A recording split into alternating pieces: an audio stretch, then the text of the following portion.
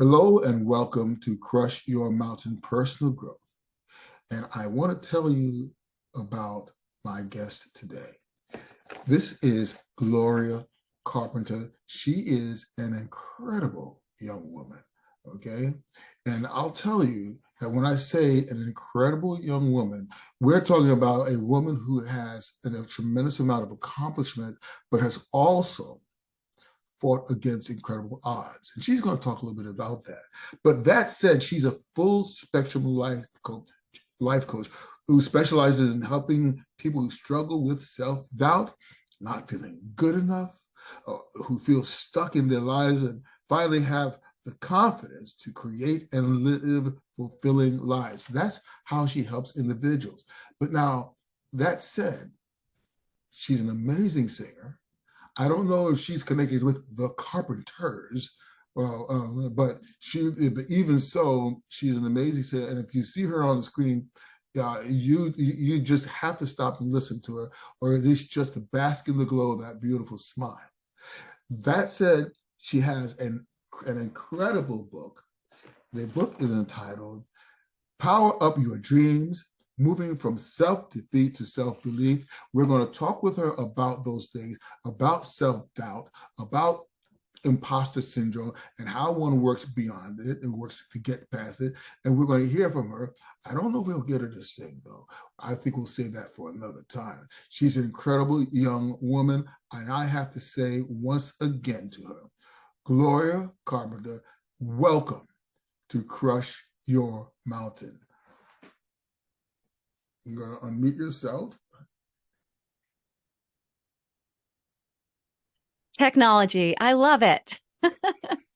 Thank you so much for having me on your podcast. Hello to all of your listeners.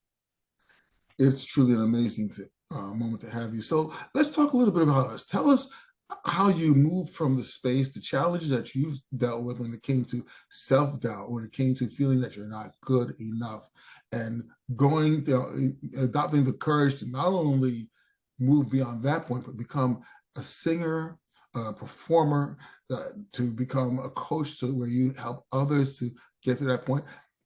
Give us your story, as it were. Sure. Well, I have to go back to my roots. I came from a broken family. My parents were divorced.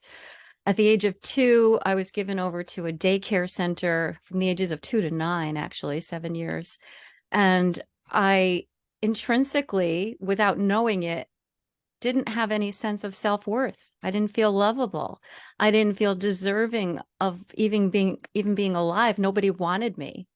So that stuck with me for, I would say, 40 into my late 40s. And by the way, thank you for saying young in the very beginning of this podcast, because I'm not chronologically young and I feel young, but anyway, I digress. So when I was going through life, I never had self-belief. And it wasn't until I went through a very a toxic relationship, I guess, 15-year relationship where I was living with someone, and it was a roller coaster ride, and I attracted that into my life because I didn't believe I deserved better, you know. So that broke up, and it was one of the most painful parts of my life. And at that point, I had to figure out what was going on within me and what do I do now? So I checked into therapy. I went to Codependence Anonymous. I read all kinds of books, and I realized everything that I was telling myself was a lie about my sense of self, and that I wasn't worthy. I was worthy. I just didn't know it. I didn't have to compare myself to other people, but I did, and now I'm not, because I know that we're all unique and we all have something to give. So that's something that I feel everybody needs to know, is that they are born worthy, they're born deserving, they're born lovable. It's just circumstances come upon us that make us feel something different. And we convince ourselves, your beliefs are just thoughts you think over and over again. So we convince ourselves that we're not, but we are. So how does one move from this space of I'm not enough, I'm not good enough, or nobody loves me, or I'm not lovable. How do they move from that space to the space of fulfillment, self-acceptance, and joy and love? The first thing is awareness. You have to be aware of what you're telling yourself. I guess look at the results in your life. If you're not happy, why are you happy? Let me ask your listeners, are you happy with your life? Do you love your life? If not, why? And when I say why, you have to think about that. What's going on? What aren't you happy with? Are you not happy with your relationships? Are you not happy with your life in general? Is your career not happening for you? Do you not have money? There's just so many areas of your life that you can think about. And I know that your listeners relate to this one word, and it's witness. Witness your thoughts. It's very important that you're mindful of what you're thinking. Notice what you're noticing, and especially about what you're thinking about yourself. Are you feeling less than? You're not less than. You're more than. We're all born with so much inside of us to give and to bring to the table. So yeah, just that's how you start, by your thoughts. Well, how does one move, okay, from the fear? And then let me rephrase that. There's fear and comfort. Is it possible that a person's sense of comfort is actually a disguise for their fear? And, how does one move beyond that? And certainly they have the awareness, but now, yes, they're aware, but they at least think that they like being in this boiling pot. Okay, well, that's a personal decision. Yes, fear can take the form of comfort, because if you're in a place where you want to move somewhere else and you're not, and you're afraid to move and take a risk and take a leap of faith into whatever it is that where you want to go, then yes, that is fear. But we can have fear without fear having us. It's very easy to do that. And that, again, it's your thoughts. You have to say, okay, I know you're here, fear. You're always going to be with me. Everybody has fear. Everybody has fear. You cannot live without fear in your life. And when you're growing and you're learning, fear is always going to be there, trying to stop you and pull you back to the familiar of your comfort zone. So you have to really power through it and believe in yourself, believe in the power of you and whatever's inside of you, the magic inside of you. Wow. So that's an amazing thing. Young. I hate the quote because it's so cliche. A wise man once said, but and some say that John Wayne said it. I don't know who, but they said courage is feeling the fear and doing it anyway. Yeah. Mm-hmm. So we many times we think about the bold warrior, and he's has that berserker rage and nothing scares him. But in many cases, just talking to individuals, even within myself, taking the steps in spite of the fear is what moves you forward and allows a person to grow and develop. Absolutely. Now, as a singer, where did this growth begin? Because I can tell that you have an amazing voice. I think you even told me about I think you're second soprano. I really don't. Yeah, I guess I'm second soprano, but I have a 3-octave range, Ooh, so I have power in my low and my high notes. that's nice. That's Yeah. nice. So tell us, when did you start with the music, and how has that shaped your sense of self? Oh gosh, music was my therapy during my younger years. When my father left us, I was 9 years old. Actually, my parents divorced when I was 5, technically, Hmm. but he moved out to the West Coast to California. I lived in Connecticut at the time. So that was so incredibly painful for me. And add on to the fact that I didn't feel lovable as it is, he just up and left. So that just crushed me. So at that time, I knew that I started tinkering around with music on the play by numbers pianos. Do you remember those? Yes, Yeah. yes, yes. So I started with that and I was really into it. And then I started singing with it. And I'm like, oh, I have something here. And then I picked up the guitar and I started playing basic chords.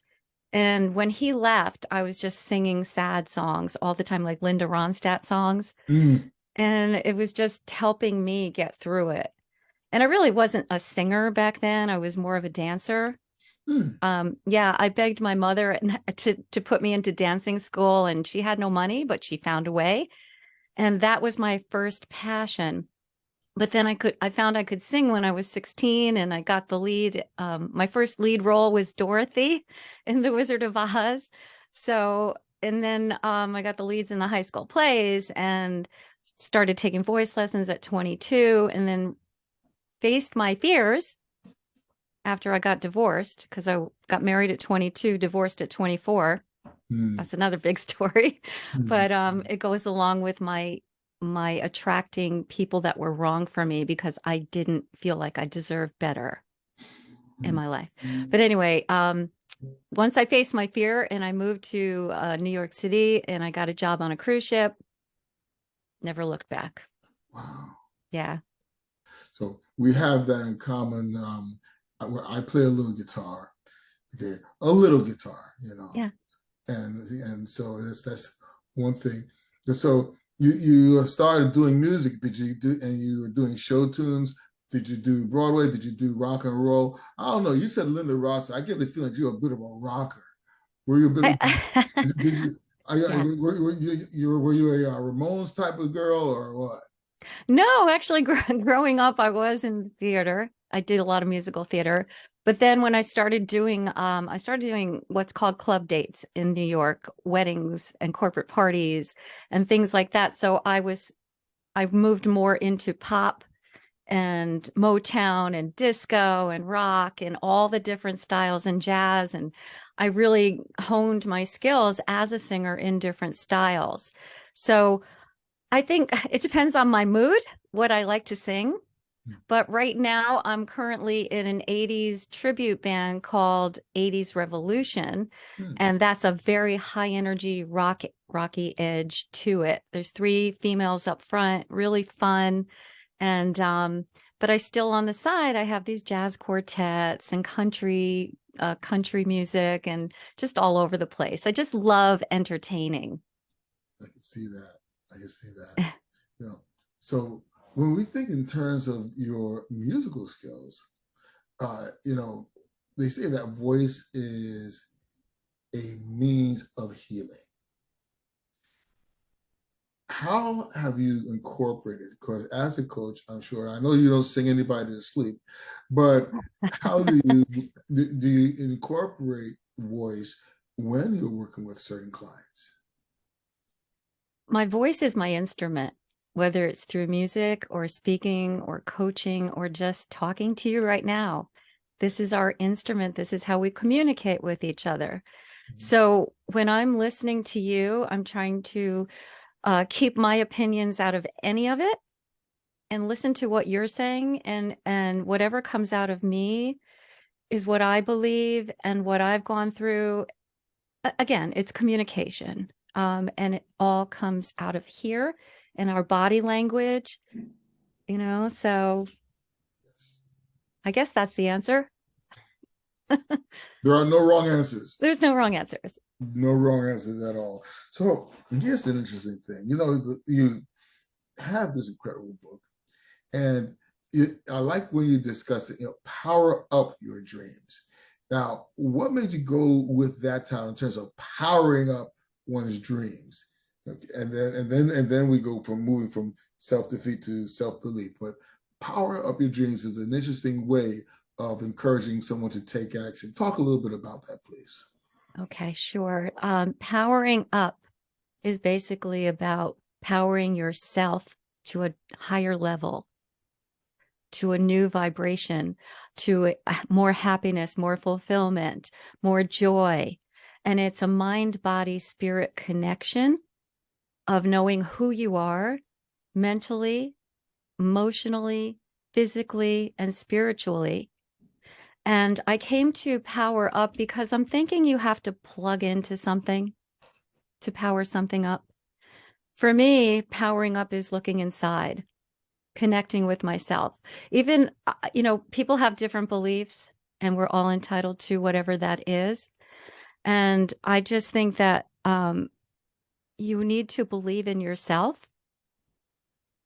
And powering up has to do with also communicating to the energy inside of you, whatever you believe that to be, the power that breathes you.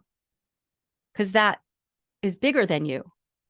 That higher power, whatever you believe in, whatever your listeners believe in, whatever is inside of you that is connecting to something that is greater than you. That's plugging in. You're plugging into your thoughts. You're plugging into taking care of your body and your health. You're making your life better. You're going in upward motion. You're not staying down here. You're going up. A lot of people don't quite get the idea of vibration and moving to a higher vibration, things like that. So I know a bit about that, and from the discussion of quantum physics, etc. Maybe you could kind of expound on that for some of our other listeners. Okay, sure. I think that in science, aside from spirituality, that we're more underneath than what we see in the mirror. Science proves that everything is energy. Everything in the universe is energy and has a frequency.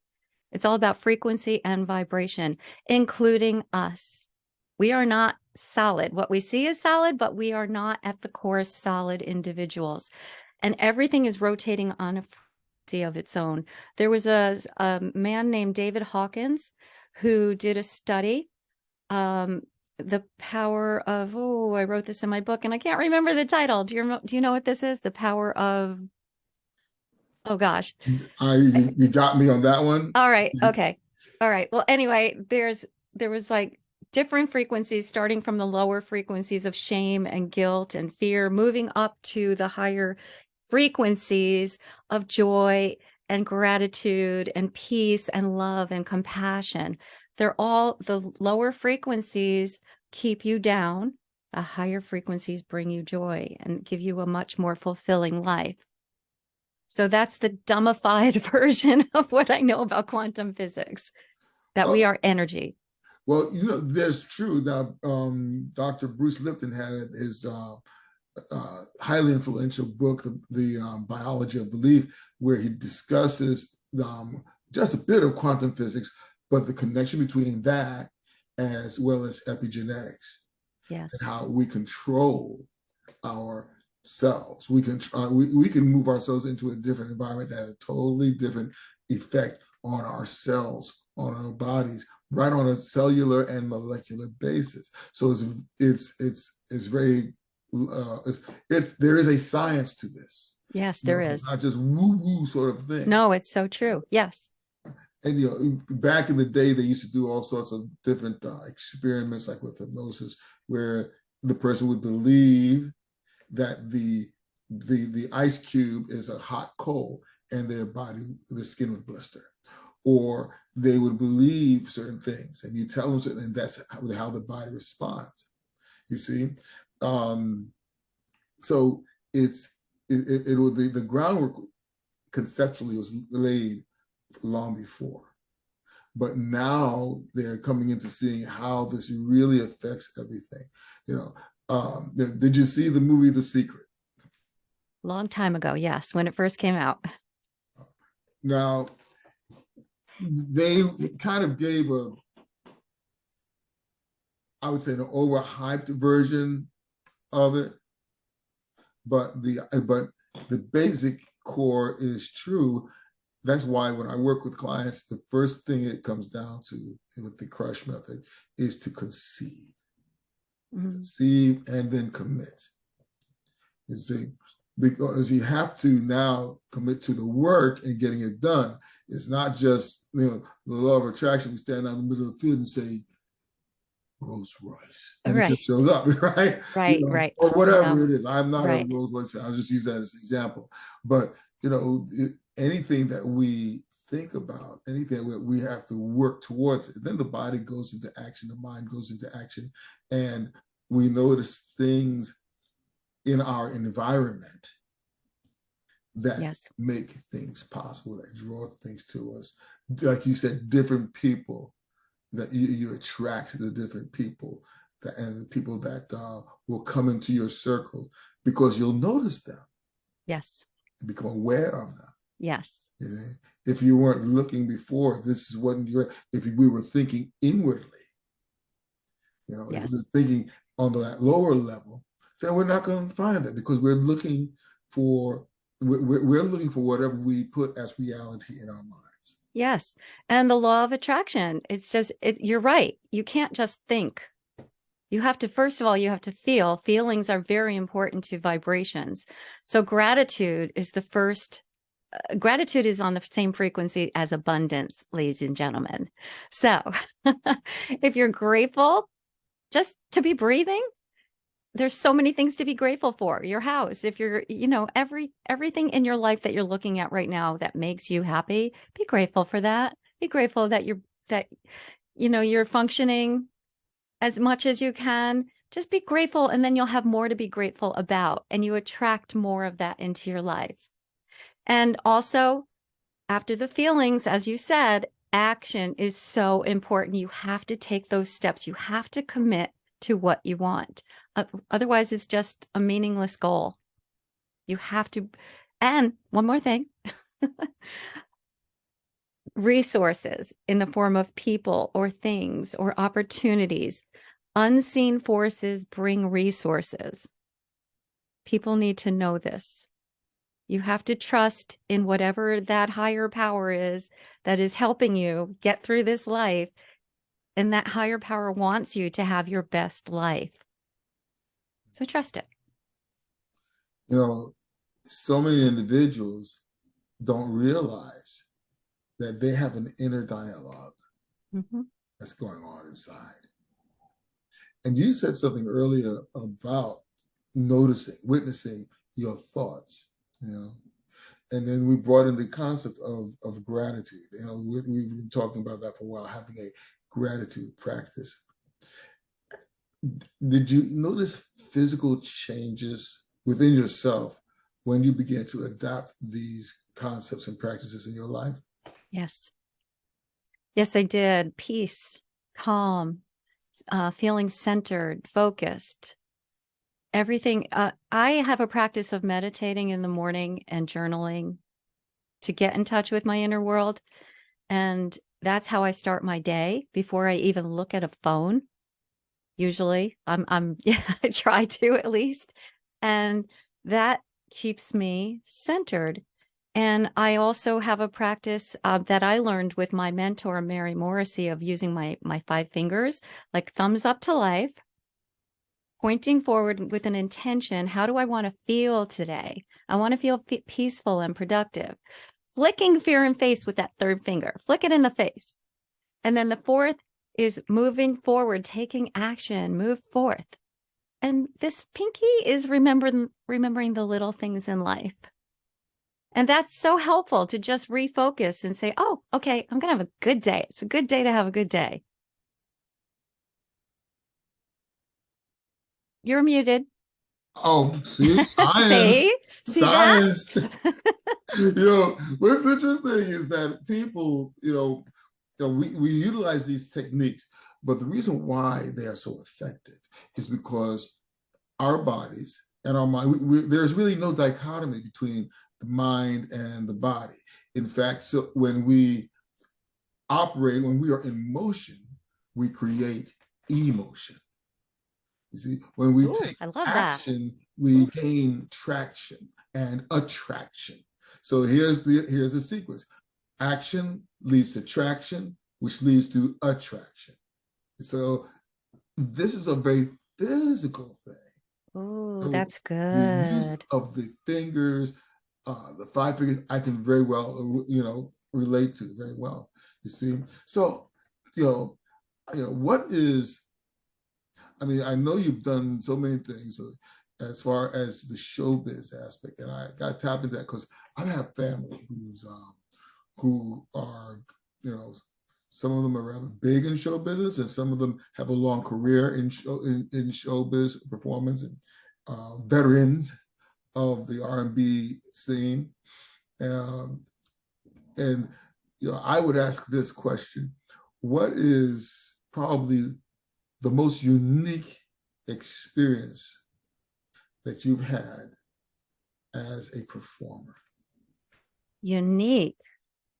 Oh gosh, I've had a lot of unique experiences. In a good way or a bad way? Because I can go both ways. Okay, here's one. I was sent out with a band to perform a college event, and they had hired an international band. The agent who sent us out did not send them an international band. Instead, it was people that could barely play their instruments. So here I am at the helm. The singer is always the one who sees what's going on. And they're all standing, waiting for the band to start. And we start, and we're doing a bossa nova, like tall and tan and young and lovely, the Ipanema. Yeah.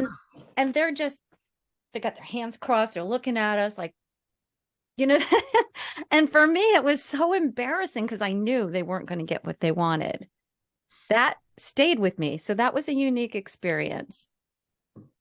And then the other unique experience I would have to say was performing in front of thousands of people for the first time, and feeling that energy of people just crowding around, and there's nothing like it.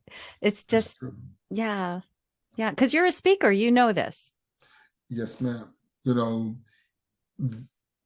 As a person who has done music, I would say low-level performing, what have you, but more in a therapeutic sense. Still, it's the energy of the audience. It's a two-way communication that's happening, and you ask yourself, how can someone like a Bruce Springsteen do a 3-hour concert?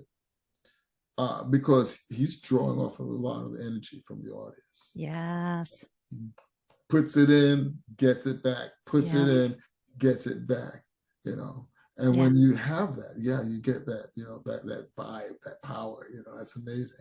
Yeah. And also when you're doing what you love, you get into a zone, and it doesn't matter sometimes if there's no people, if there's 200 or 2,000, sometimes you're just loving what you're doing so much, you just do it. Absolutely. Yes, indeed.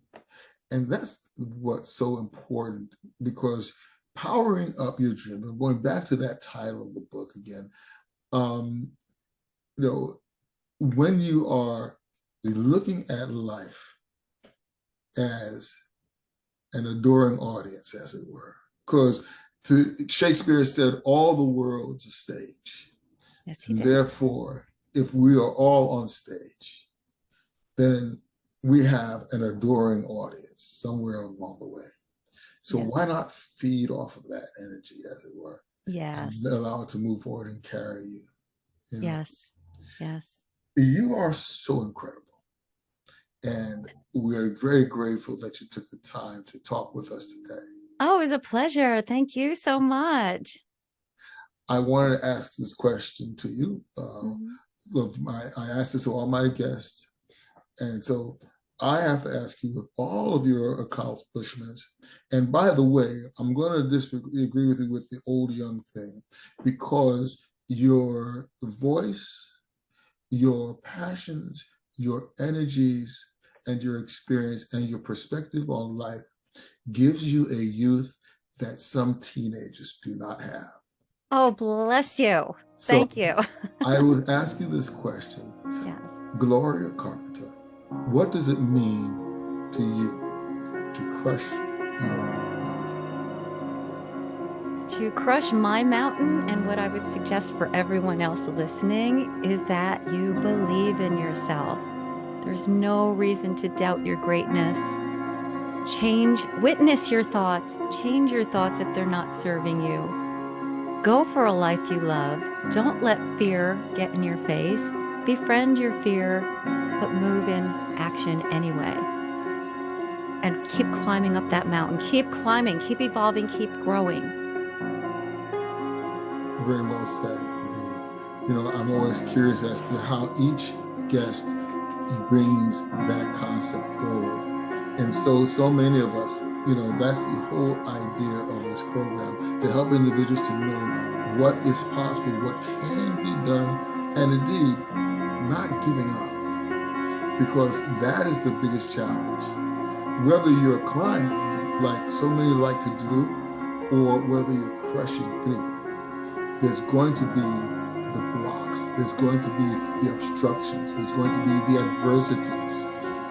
And the idea is not to let it get into your way, because many times as we push through, we realize that those adversities are illusory.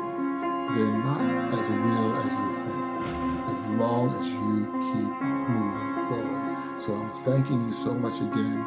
And as I say to everyone that comes on in my audience at this time, I always say this: don't just climb the mountain, crush through it. We'll see you next time. Boom. Thanks so very much, Gloria. Thank you so much, Henry. Bye.